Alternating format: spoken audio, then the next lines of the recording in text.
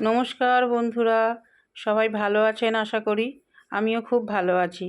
আজকের চিকেন কাবাব করে দেখাবো।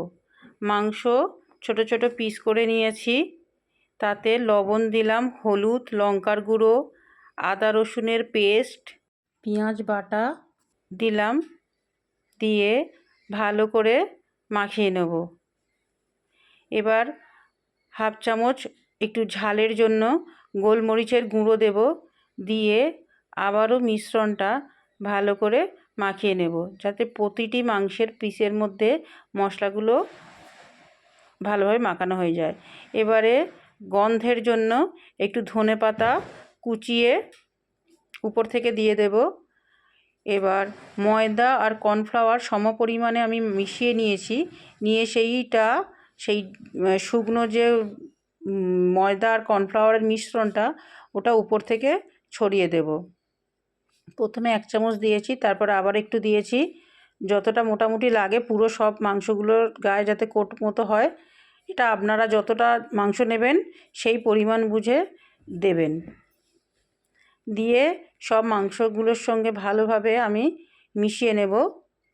নিয়ে উপর থেকে একটু সাদা তেল দেব, যাতে সবগুলো ভালো করে মজে যায় এবং ওইগুলো ছেড়ে ছেড়ে যাতে না আসে। দিয়ে আমি 10-15 মিনিটের জন্য এটা ঢাকা দিয়ে রেখে দেব।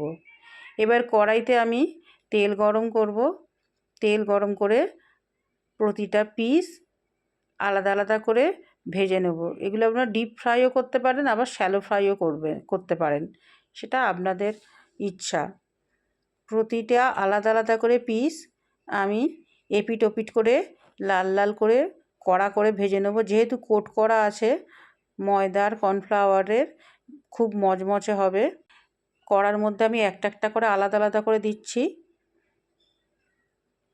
দিয়ে এই সময় গ্যাসের ফ্লেম কিন্তু একটু মিডিয়াম থাকবে, লো টু মিডিয়াম থাকবে।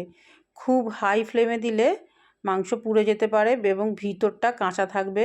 বাইরেটা লাল হয়ে যাবে, ভিতরটা কাঁচা থাকবে, খেতে খুব খারাপ লাগবে। ওই জন্যে মিডিয়াম ফ্লেমে করলে মাংসটা ভিতর থেকেও পরিপক্ক হয়ে যাবে এবং খুব ক্রিস্পি খেতে হবে। এক পিঠ ভাজা হয়ে গেলে আমি আর এক পিঠ উল্টে দেবো। এরকমভাবে আর এক পিঠও ভাজা হয়ে গেলে রেডি হয়ে যাবে। এবারে আমি তখন কড়াই থেকে নামিয়ে নেব, নিয়ে একটা প্লেটে সসের সঙ্গে সার্ভ করুন। গরম গরম ঘরে তৈরি অত্যন্ত সুস্বাদু চিকেন কাবাব।